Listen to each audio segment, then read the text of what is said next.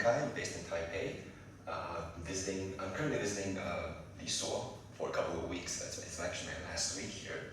I've been to mainland China many times. It's my 8th time actually. Anyway, I wanted to share with you some of the work that my team and I have been doing on planet formation. I prepared a fairly general talk in case anyone's not from this field. So I do apologize if the first half of it is a little bit easy. Anyway, let's get going. So if you're not in the field, then this is just a reminder that we are in the era of exoplanets. We have discovered many exoplanets, all shapes and sizes. And actually, so far, we have about 6,286, almost 6,300 exoplanets been discovered outside our own solar system. And about 1/3 of these are called mini Neptunes or Neptune-like, and about 1/3 are super Earths. About 1/3 are gas giants, and then a few percent terrestrial planets. And so you can see the super Earths and these mini Neptunes actually comprise most of the exoplanet population.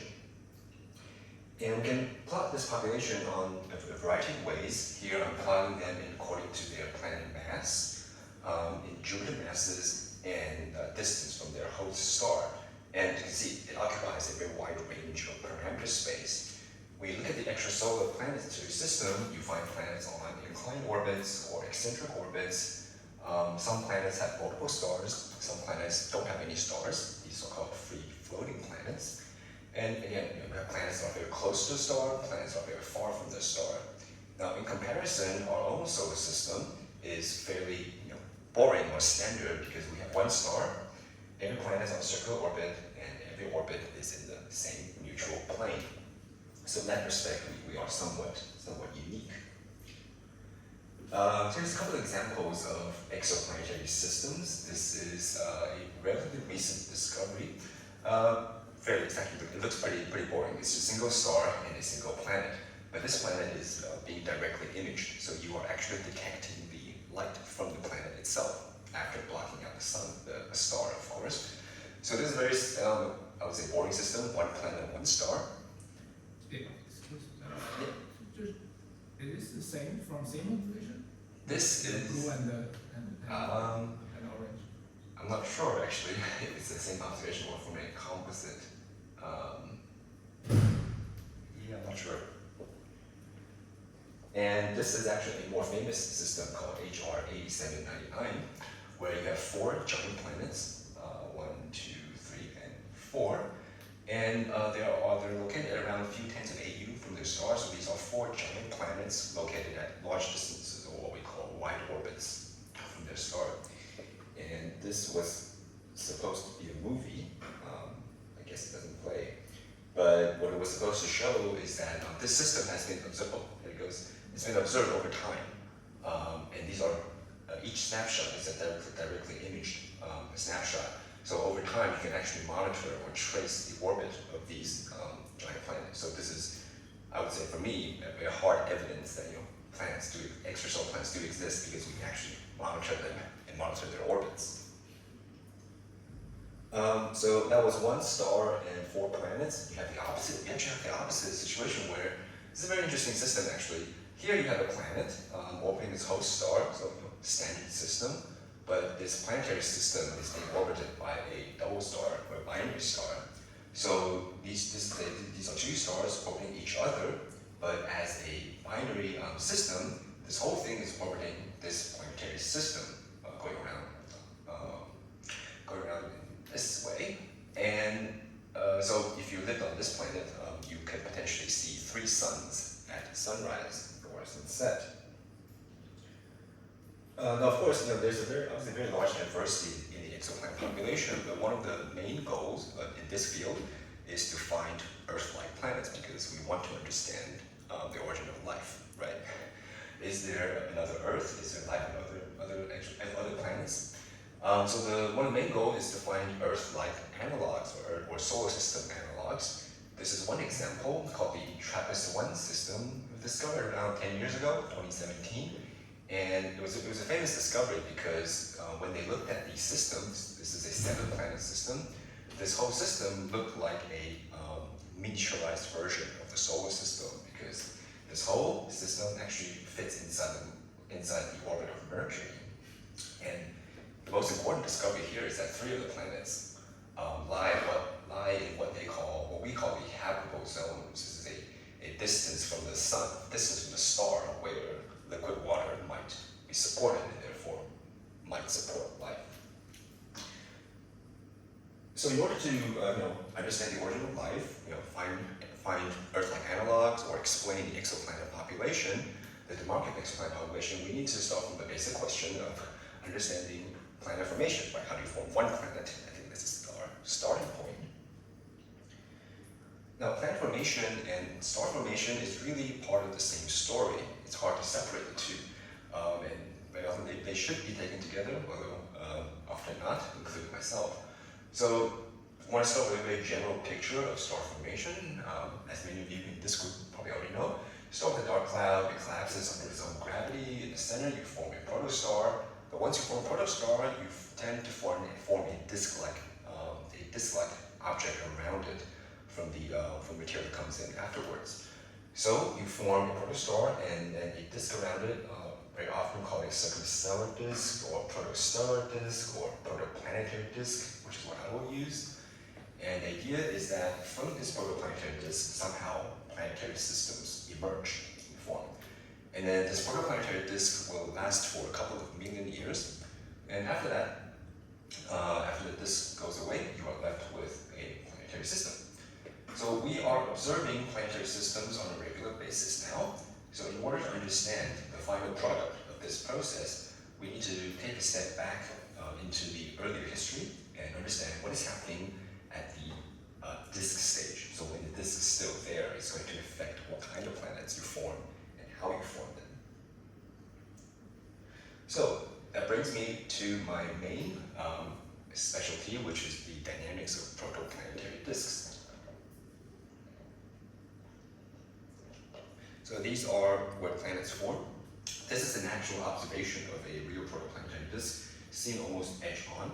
But already you can actually see these protoplanetary disks are not simple structures. They actually do contain a variety of substructures. It's more obvious if you look at a face-on observation of the protoplanetary disk. This again is an actual. This is a real observation? Yes, I think so. But I think this is a composite. Even the gap and the ring? Yeah, I think that's real, actually. Oh. I think that's real, yeah. I guess it's not completely edge-on, it's inclined, so you can still see some of the structure. But it's obviously most clear if you look at a face-on disk. So this is another example of a protoplanetary disk, this time observed face-on. And the most striking feature here, of course, is the fact that you see these dark lanes. What you're looking at here is really the dust distribution. This is a continuum observation. And very often when you look at these observations of disks, you see these rings and gaps. And this is often taken as hints of planet formation because one of the leading ideas for explaining these kind of structures is to invoke the fact that is to say that, well, maybe planets are already forming in these systems and they are carving these gaps and rings. Is that true? Well, possibly. This is another observation, a very recent one actually, a very important observation of, again, a protoplanetary disk. Number one is a disk. Number two, the disk has structure. We see these rings and gaps, right? Okay, so it's a protoplanetary disk with structure, but also number three, the presence of planets in the system. So these are actually two directly imaged planets in this WISPIT-2 system. So as I said, this is actually only the second example, second direct observation of all these components at the same time. A disk that is structured and with planets detected in these structures. So this is very hard evidence that planets, okay, first of all, planets form in disks, and then even after formation, planets can shape the disk and give you structures in the disk. As I said, this is an important discovery. It's only so this idea of planet formation in a disk and planets shaping the disk has been around for longer than I am, but it's only in the last, say, 10 years where we've had like two observations of direct observations of this process. This is the second one. Okay, so I spent a lot of time, this first quarter of this talk, convincing you that planets form in disks, but I haven't really discussed how that happens right now. So that's going to be my next topic. So planet formation, as you can imagine, is a very complicated process. So if I were to summarize it on one slide, this would be it. So the mainstream idea for planet formation is what we call a bottom-up approach, where we start small and build towards a planet. That's opposite to a top-down approach, which I won't go into today. So in the core accretion scenario, which is a bottom-up approach, we start with micro-sized dust grains in the interstellar medium or in the disk. And these tiny dust grains, when they collide with one another, there are sticking forces, so they can stick to one another and grow through collisional sticking and coagulation. So small things collide and stick, and can stick to bigger things, and they can get up to a size of about millimeter or centimeter size pebbles, is what we call them.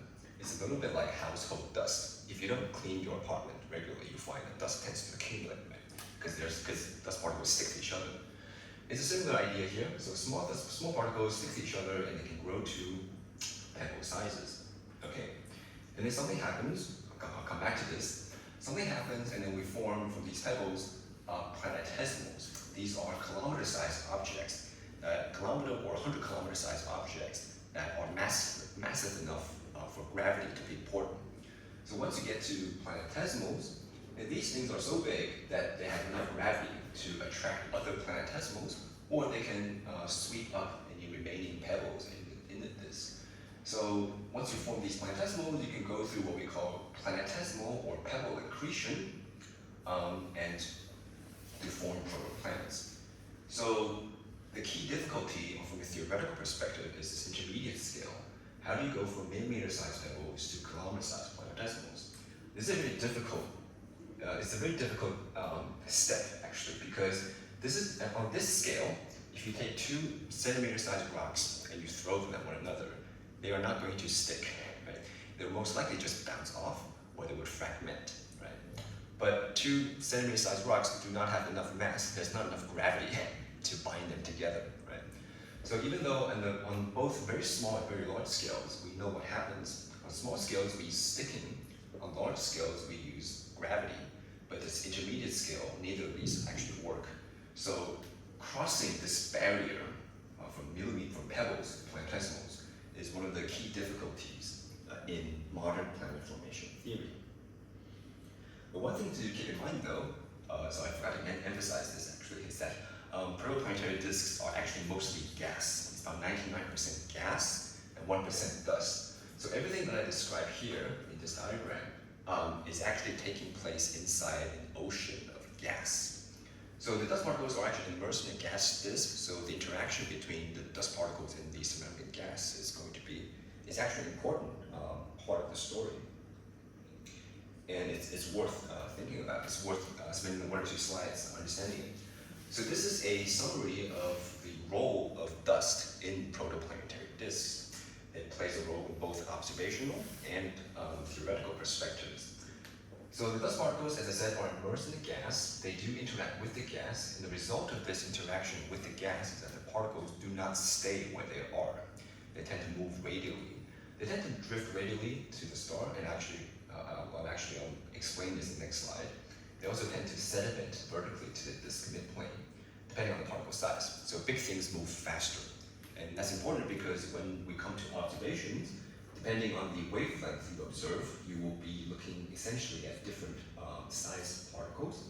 And because different size particles are located differently, you are probing different parts of the disk. So if you're observing a longer wavelength, you are tracking larger particles. That means you're more likely looking at the disk midplane or the inner disk. If you are looking at shorter wavelengths, that's smaller dust grains, you're more likely to be looking at near the surface layers or the outer disk. Okay? So that's an important key takeaway. Now this idea that particles move radially through the disk is actually an important idea. So I'm going to spend at least 1 slide on explaining radial drift. It's a key concept in planet formation theory, so it's worth discussing, even though it's very slightly technical. So the idea is following. At protoplanetary disk, there are 2 components: the gas, which which I'm representing with the blue particle, and the dust, which I'm representing with the brown particle. Now the dust is just a piece of rock, right?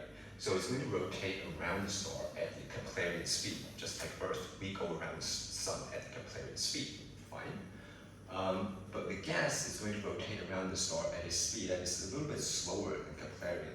And that is because the gas also experiences a pressure gradient, pressure force, that actually cancels a little bit of the gravity from the sun. So the dust particles is only supported by the sun's gravity, but the gas particle is supported by the sun minus a bit of the gas pressure. So in summary, the gas will rotate a little bit slower than the dust. So if you're sitting on the dust particle, or if you're a dust particle, you would actually experience a headwind against you, and that would actually slow you down. So there's going to be a frictional force between the two species. The dust particle will be slowed down by the friction from the gas, and that means angular momentum will be transferred from the dust particle to the gas. If you lose angular momentum in a rotating system, you would spiral in towards the sun. The gas particles take that angular momentum and they would move outwards to larger orbital radius. So the key point is, in a typical disk, dust particles tend to drift in towards a star. Depending on the size of the particle, this drift can be very efficient. And so the problem is pebbles are actually lost before planets can form. If you put in typical numbers, you find that pebbles are very easily lost to the star before you can really have time for planet formation. So particle drift is a problem, can be a problem in planet formation. So radar drift is a problem. I mentioned earlier that if you take two rocks, hit it and collide them, they can fragment. So fragmentation or bouncing is also a difficulty. So when we grow to this millimeter or centimeter size pebble, we're hit with a number of growth barriers: drift, fragmentation, and bouncing. And then the question is, can we bypass these barriers? Because we need to get to this planetesimal size in order to continue with planet formation. And the key idea in the literature or in the field right now is to invoke what we call gravitational collapse. So the problems I've been describing mostly involve individual particles, so individual pebbles. So if you take two pebbles, they don't do anything interesting. But if you can collect a lot of pebbles and squeeze them into a small volume, so you have a pebble cloud, and you can compress them into a very high volume density, then the gravity of this pebble swarm, the self-gravity of the pebble swarm, can potentially collapse the entire cloud into a planetesimal. This is what we call a gravitational collapse scenario. So the idea is, even though individually between any two of these pebbles, not much happens, if you can take a collection or a cloud of pebbles, then it's possible to overcome these barriers and collapse into a single planetesimal. So the question now boils down to, how do I collect particles and squeeze them into a high volume density? And there's a couple of ways you might do this. You could let the dust particles simply settle to this midplane through dust settling. You could invoke special structures in the disk. As I mentioned, the disk is actually mostly gas, and the gas might have special structures like rings, or in this case, vortices, which you can think of as storms in the gas. So there might be special structures in the gas that can trap dust particles. And there's a third class of processes called streaming instabilities. So these are instabilities that rely on the mutual interaction between dust and gas, relies on the feedback between dust and gas. And this is one example of the streaming instability, or a kind of streaming instability, where you consider a dust and gas mixture, give it a small kick, and the small kick actually grows exponentially in time. And in the saturated state, you can get very high dust density filaments. And I'll be focusing on this third class, streaming instability, which is actually the mainstream idea. So, the leading theory for planetesimal formation is the streaming instability. I'll play this movie in a minute. But what this is going to show is, this is a simulation done by Li Zhixin, who is a postdoc in the States. This was actually done in 2019, but it's still one of the more advanced simulations of this process. So what he's doing, he's looking at a small patch of the disk, And he's considering the interaction between the gas and the dust in the small patch, tracking their co-evolution, accounting for the mutual friction between them. And nothing else actually, it's just gas and dust interacting with each other. No other special physics. And when you simulate the system, very often the system develops filaments. We're looking at the dust density, by the way. Filaments first form out of this instability, and then the filaments then fragment. They break up into these small lumps. These are high density lumps, and then you might have seen these lumps actually coalesce with one another. These are actually planetesimals now. So just by the natural interaction between dust and gas, you naturally produce filaments, and then they break down into planetesimals. So that's why stream instability has been the main explanation for planetesimal formation. And as I said, this simulation was done in 2019. So since 2019, we've been able to explain planetesimal formation. So what am I still doing here? Well, it turns out that a lot of these simulations are still based on fairly idealized models of protoplanetary disks. So for example, the underlying disk might be is smooth, no special structures in the disk, but as I just said, there could be special structures in the disk. The gas in the simulation is isothermal, there's no magnetic field, and a lot of times we only consider one grain size, whereas in reality, there's probably going to be a range of grain sizes in any given system. So one of the main questions that drives my team is to answer how effective is the streaming instability in a more realistic scenario. Because in an actual protoplanetary disk, there might be a variety of dynamical processes that affect the streaming instability. For example, the disk might be turbulent. The gas is probably not isothermal for some kind of heating and cooling processes. There's certainly structures in the disk, both in the radial direction and also vertical direction. And the gas is certainly magnetized to some extent. And there could still be ongoing grain growth. So my team and my collaborators have spent a number of papers looking at various additions to the streaming instability by considering various additional bits of physics.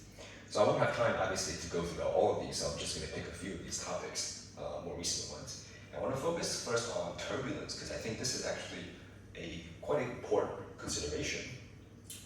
As I said, the protoplanetary disk is 99% gas, but the gas is probably not sitting there doing nothing quietly, right, and letting everything else happen. The gas is actively evolving. And one of the issues is that the gas in the disk is probably turbulent to some extent.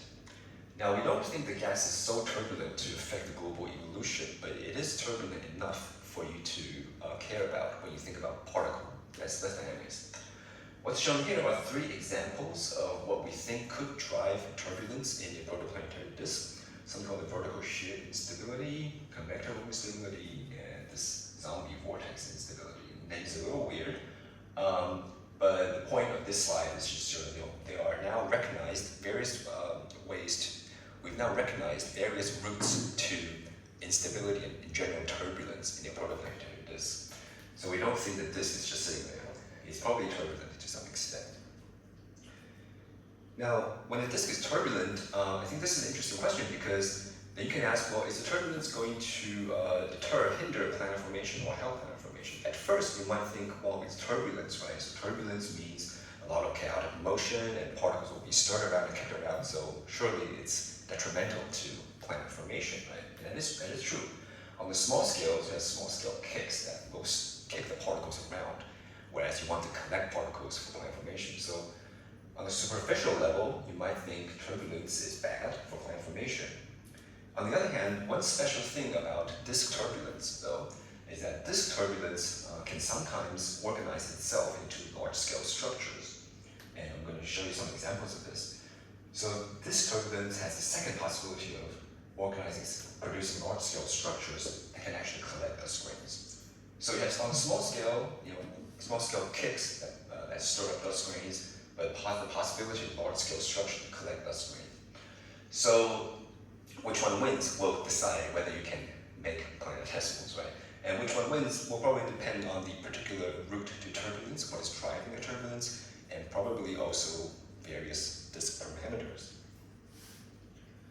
So this is one example of turbulence driven by one of these hydrodynamic instabilities called the vertical shear instability. This is a movie I'll play, and what's going to happen is I'm going to let the dust particles try to settle. This is a cross section of the disk, radius and height stars somewhere here. So the particles will try to settle to the disk midplane, but in the background, the gas is going to become unstable. Let's see, actually the result is already here, but let's play it anyway. The particles do want to settle to the midplane naturally, but the gas in the background is unstable to this VSI process, and it's really generous turbulence. And this turbulence mainly produces vertical motions in the gas. So the vertical motions tend to stir the particles back up into the atmosphere, so remixes the dust particles throughout this column. So settling is very difficult now. This blob here is artificial, it's to do with initial conditions. But otherwise, overall, what is happening is the particles fail to settle to the disk midplane because of the background turbulence.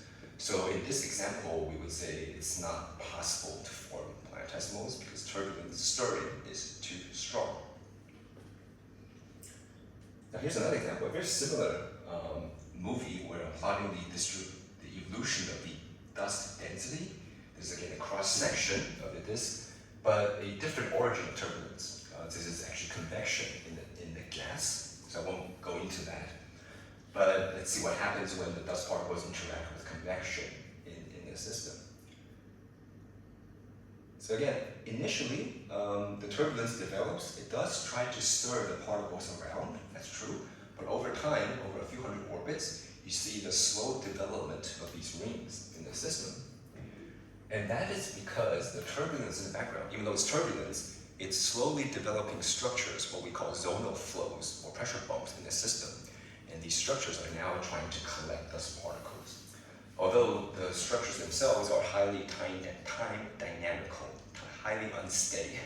So the trapping process itself is not very efficient. It does try to trap it, but it's also being disrupted by the turbulence. So overall, there's now some trapping from the structure, but not enough. So I've only got a few times increase in the dust density in this case, but a little bit better than before. Now, one caveat of this particular simulation is that this is a two-dimensional simulation. It's axisymmetric. There's only x and z directions. The y direction, which goes around the star, is assumed to be axisymmetric. When you go to 3 dimensions, you can develop structures in the third dimension. So I already showed this before, actually. When you do the same simulation in 3D, you form what we call vortices. This is the R is x, R in phi direction. This is going around the star. This is away from the star. So when you expand it in phi, you form these non-axisymmetric vortices. And now the particles can be trapped both in the radial direction, but also in the azimuthal direction. So you have an additional degree of freedom to trap particles. And that leads to higher dust concentrations. This is about 30%, about 10 times higher than before. But actually still not enough to trigger planet formation. And this plot here is just a cut through this dashed line here, where we're looking at a cut through one of these vortices. And we see the particles inside the vortices actually don't settle very well to this midplane. And that is due to the internal gas dynamics of this vortex. So particle trapping in radius and in azimuth, but particle stirring in the z direction. So overall, improved dust concentration from the large-scale structures, but due to the internal turbulence, the overall concentration is still somewhat limited. So you might then say, well, why don't we just remove turbulence from the picture, right? Maybe we are in a special place in the disk where turbulence is very low or negligible. Maybe we're special. But actually, even if you do that, even if you turn off turbulence artificially, you're still not guaranteed to form planetesimals. So this plot is taken from J. Lin. So this is from the streaming instability study.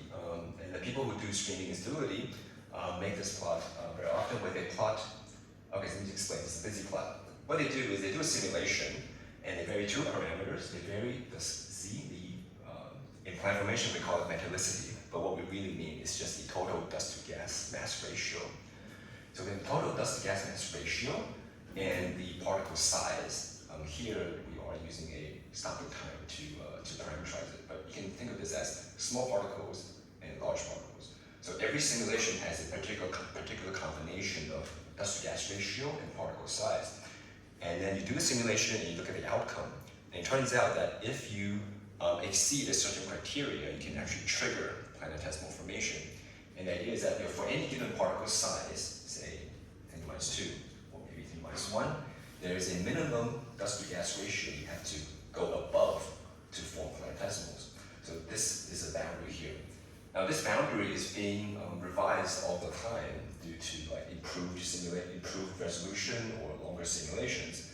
But we think there exists some sort of boundary in this parameter space where at any given particle size, you need to exceed, you need to go above some critical dust to gas ratio in order to trigger what we call strong clumping and therefore planetesimal formation. If you're below it, you don't get any clumping.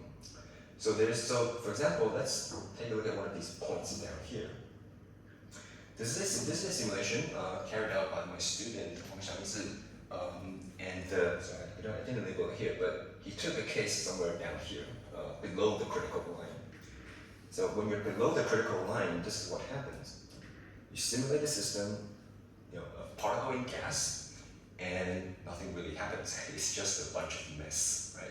The system is unstable due to this streaming instability, but you have to play this to the very end, nothing will change. You just get a bunch of mess. There's no regions of very high dust density. It's just turbulence, right? But that's kind of discouraging because we know observationally almost every star has a planet. So planet formation in nature must be a very efficient process, right? It should happen almost universally. So that's a little bit contradictory to observations. So then we thought we would take a step back and think about whether we're missing anything, right? So the story so far, just to summarize, is planetesimal formation should takes place through streaming instability. But if the disk is turbulent, it's very hard. Even if you take out turbulence, there are still conditions you need to meet, right? So are we missing the big picture here? And one of the ingredients we thought we were missing was a very fundamental property of protoplanetary disks. Astrophysical disks, protoplanetary disks or black hole accretion disks, they're all accretion disks, right? So protoplanetary disks are accretion disks. Accretion should be a fundamental property of any disk model, right? The material in the disk drains from the outer disk to the inner disk. How that happens is, an area of research, but we know observationally that these things accrete, right? So there should be a flow of material from the outer disk to the inner disk. It should be a fundamental property of any disk model for planet formation. So we thought we would do a simple experiment where we build a model, a very similar simulation as before, but we allow the gas in the background to accrete to the star. So this simulation is exactly the same as this one, except in the background, we're going to allow the gas to accrete to the star. You won't see the gas flow because I'm plotting the dust density, but the gas is actually being driven to accrete to the star. So we redo the simulation with this additional component of accretion flow in the system. In the first few hundred orbits, it's very similar to the previous run, just a bunch of mess, nothing really happens. But look very closely, slowly but surely, you slowly actually do form a very high density dust clump. This dust to gas ratio is about 100, and at a dust to gas ratio of about 100, it can actually potentially trigger planetesimal formation. We don't have gravity in the simulation, so we can't monitor that step. But we think this has the potential. What is the criteria for planetesimal formation? So the various criteria, but the simplest one is for a dust clump to exceed its Roche density. So it's if you translate that to actual numbers, typically it requires a dust to gas ratio of about 100, 1 or 200, at more than 1 or 200. So if the dust to gas ratio is say 200, then we think it can actually collapse. Does it need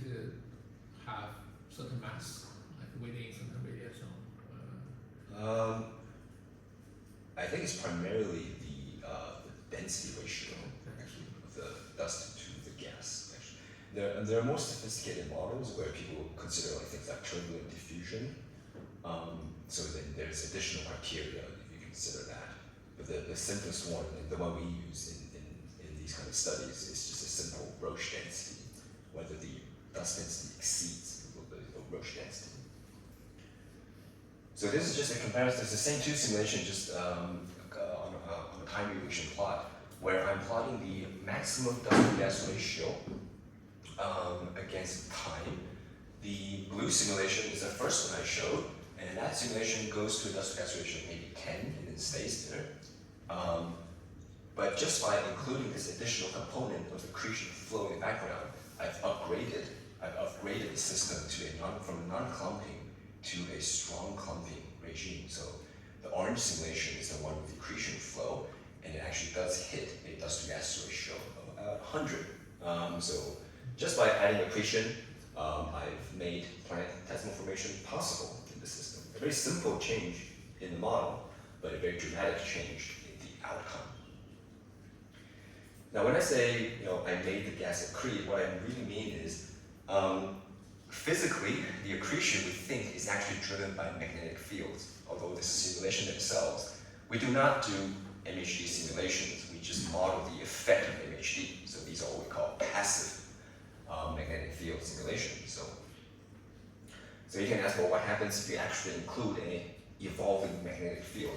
And this is a relatively newer direction of my research that I'm going to be pushing into the future, which is to think about the interaction between dust and a magnetized gas. This is again more of a demonstration simulation of what happens if dust particles interacts with a magnetized gas. So it doesn't mean much to you right now because it's just a bunch of mess, but let me play to the end. So this particular simulation, I'm just modeling the coevolution of dust and gas, and the gas is magnetized. It's very chaotic, but occasionally you form these transient dust clumps. Modest dust to gas ratio is not going to make planetesimals. So this simulation by itself doesn't really mean anything, until you compare the same simulation done 20 years ago where there was no magnetic field. So this was done 20 years ago, very similar setup. It's just one is magnetized, and this one is unmagnetized. Now, when you are unmagnetized, the dust to gas. When you're unmagnetized, the dust to gas ratio just stays around the initial value, which is around 0.2. You only get very gentle fluctuations in the illusion. So the illusion, the system is much more gentle. It doesn't produce any clumping or you just get like very gentle, large-scale fluctuations. But once you include the B field, the illusion is quite different. It's much more violent. You get much higher dust concentrations. So this is really just a simple demonstration to show that we think if you add magnetic fields to a problem, that can change the picture qualitatively. Okay, so I spent a lot of time actually talking about this very precise piece of physics, right? Streaming instability and how it's modified, how it's difficult. But even though it can be difficult, what we do know for sure is that whatever happens, planets do form, right? So let's again take a step back and look at the big picture. Streaming instability might be modified in a realistic disk one way or the other, but the outcome we know for sure is that whatever happens, planets do form, right? So what happens after planet formation? Because that's not the end of the story. We know for sure planets form. What happens after planet formation? But once a planet forms, the disk is probably still there, so there's going to be a continued interaction between the planet, newly formed planet, and your protoplanetary disk. This is an example simulation where I'm modeling a protoplanetary disk, and I'm going to turn on a planet in the system. Assume a planet forms in the system, and see what happens to the disk. Actually, the answer is already here, but typically what happens after planet formation is that the planet interacts with the disk gravitationally, and if a planet is massive enough, it tends to carve a gap in the disk. And around the gap edges, dust particles accumulate around the gap edges. Now, this is not a very special, it's a very standard simulation. You can do this easily with modern computing resources. And this is a very typical outcome of disk-planet interaction. And this has been known for maybe 30 years, right? But why is it still important? It's important because of observations like this, right? So these are surveys, I think almost surveys of actual real protoplanetary disks. And the obvious feature here you see is that these disks often do have features. They have rings and gaps in the system. Right? Most of the disks we observe contain some sort of substructures in this. And if I split between the two slides, you can see why people are interested in this particular problem, disk-planet interaction. Because the result of disk-planet interaction could be a very natural explanation for rings and gaps in a real protoplanetary disk. So if we assume these gaps are made by planets, but we can't see the planet, but we can see the result of disk-planet interaction, you can play the following game. You can try to match your observation with simulation. So this is one example taken from Hao, who's a postdoc at Xiao. Hao's paper, where he's looking at this particular system. This is an actual observation of a real protoplanetary disk with a gap and a ring. Fine, so that's the observation. And he wanted to explain this observation with disk-planet simulations, the disk-planet scenario. So he ran a lot of hydrodynamic simulations of a planet interacting with a disk. And after he does the simulation like this, and then he synthesizes a observation from his simulation data. So he makes synthetic observations. So this is a simulated observation based on simulation data of disk-planet interaction. And by tuning your parameters, you can eventually, in this case, eventually match your simulation with observation. So this would suggest that in the actual observation, there might be a planet somewhere here that is making all these structures. Now, for one system, you can spend the time to play this game, right? Try to tune your parameters of your simulation to eventually match your observation. But if you want to do this for a survey, then you would want something a little bit more automated, right? So, and that brings me to this line of work, which was initiated at our institute by my first postdoc, Safran Aldi. He had this idea of, he had this idea of training a neural network to learn about the connection between a planet and the structures it form. So he developed this neural network where you can feed an image of a protoplanetary disk with rings and gaps, whatever, and then you can ask the network, well, what kind of planet, in this case, what kind of planet mass can produce a structure like this, right? So he's trying to reverse engineer the image and to infer a planet mass. So this is one of the models he develops, one of the versions of models where you can feed an image and then you can feed any additional information about the system that you know, like the temperature or the particle size or whatever. And then you can infer the planet mass responsible for making that structure. So he applied this to this particular system, Jiao, which is actually probably the most famous image of a protoplanetary disk with 3 gaps. And based on hydrodynamic, so traditional hydrodynamic simulations, people have inferred a planet mass about 1/3 Jupiter in each of these gaps, each of these gaps to explain the observation. But this takes time, actually. As I said, you need to sort of mix and match your observations. In Safran's approach, this neural network approach, he would just feed in the data from the image, in this case, the gap width. And then the network would tell you instantaneously what planet mass is required to make these gaps. In his case, he uncovered a mass of about 0.2 Jupiter masses, which is very similar to hydro simulations, but much faster, right? This is an instant result. Of course, you have to train the neural network first, right? And I think to train the network, Safran had to perform about 1 to 2,000 simulations. And when you do 1 to 2,000 simulations, you have to make some approximations, and one of the approximations Safran made was to assume that the disk was 2-dimensional. So it's a flat 2D system. But of course, the actual disks are 3 dimensions, right? So we also looked at, we are also looking at interaction between planets in fully three-dimensional models. This is a paper, this is a result taken from Bi Jiaqing's paper. He was my summer student, he was then my postdoc, but he's now a postdoc in Germany.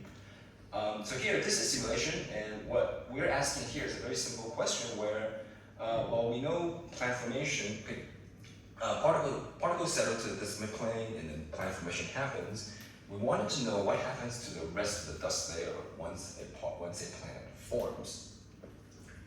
So let me play it. So what's going to happen here, at about 2200 orbits, we're going to assume planet formation happens, and then we're going to look at what happens to the rest of the dust layer. Does it stay in the midplane?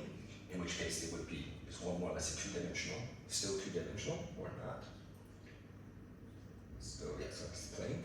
So as soon as the planet forms, the entire dust layer becomes puffed up, particularly around the gap edges. So this very important lesson here is that the result of this interaction could be a fully three-dimensional flow structure that is that you cannot model in a two-dimensional disk. Right? You need this dimension. You cannot assume the disk is flat, right? If you wanted to capture the full three-dimensional dynamics. So that was really only the main point of this work, is to demonstrate that this planet interaction is potentially or intrinsically a very three-dimensional process. So if possible, whenever possible, we should try to do fully three-dimensional simulations. So I have a question. So when you do this simulation, do you add the planets there at a specific time, or you make the mass grow smoothly until you have a planet there? We do grow it smoothly, but fairly rapidly. So we don't drop it in. We turn it on over I think maybe 10 or 100 orbits or something. Still, that's very short. That's not a planet formation time scale. Yeah, but I mean, I understand, but in the sense that if these, because you're adding these very so quickly, you could create these buffing up kind of artificially. That's a good point, and we can't rule that out, but we do know from prior works, the reason there's a puff up is actually because the planet naturally produces three-dimensional flows in the gas itself, and that's actually been established from previous works. So we're confident in this result because we know that there's a physical basis for this puff up, and that's because of the gas flow related to the planet. Now, most of these substructures we observe in protoplanetary disks are axisymmetric, so they're rings and gaps, so they go around the full disk. But there's a fraction of protoplanetary disks that exhibit asymmetric structures. So for example here, this is the most famous one, RS-48, where all the dust is concentrated on one side of the disk. So these are what we call lopsided protoplanetary disks. So the question, well, how do you explain these? Can you explain these with some sort of dynamical process? Well, one way is to go back to, you could actually have a hydrodynamic process. In this case, this is a hydrodynamic instability, this convection instability, which I mentioned briefly. And so you could have purely hydrodynamic instabilities in the disk that naturally form vortices or form asymmetries in the system, and those could potentially explain these asymmetric disks as well. So this comes from the disk itself. You could also go back to the planet scenario. So it turns out planets can also create asymmetry. So planets, this is a simulation, this is a synthetic observation based on hydro summations made by Michael Hammer, who was my former postdoc, also in Germany now. So this is a simulation where he simulated the interaction between a very massive planet in a disk. And in this case, the planet is so massive that it does carve a gap in the disk, but the gap is so deep that it's actually become unstable. And once it becomes unstable, it develops a vortex instability. And so this vortex here is a result of the gap being unstable, the planetary gap being unstable. So planets can also explain asymmetries as well. Now there's a third class of substructures, and those are spirals in protoplanetary disks. So again, there are some protoplanetary disk that exhibits spiral structure. I guess this would be familiar with people with galactic background. So then you can ask, well, what kind of processes can lead to spiral formation?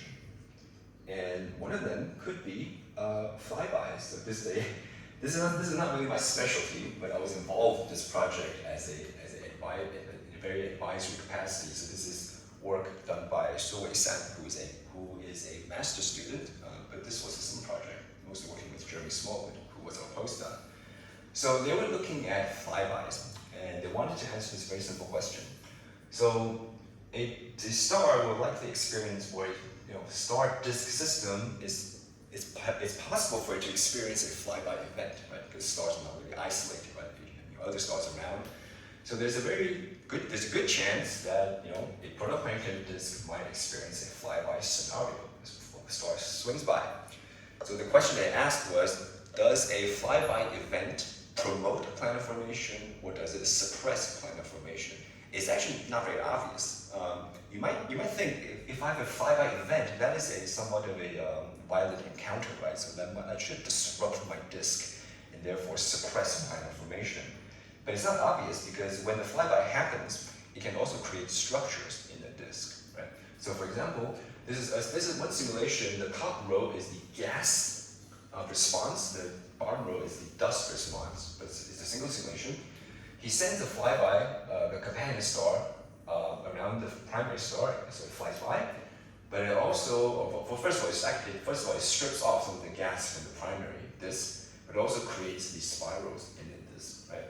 So even though a flyby event can be disruptive, at the same time, it does create structures in the disk, in this case, spirals, in both the gas and the dust, actually. But the spirals have slightly different morphologies. Once the flyby happens, it creates structures in the disk, and then Wei San then analyzed, is planet formation now more likely than before the flyby? And in this particular case, they estimated it is actually more likely in this particular simulation. So the chances of planet formation is actually promoted between pre-flyby and post-flyby.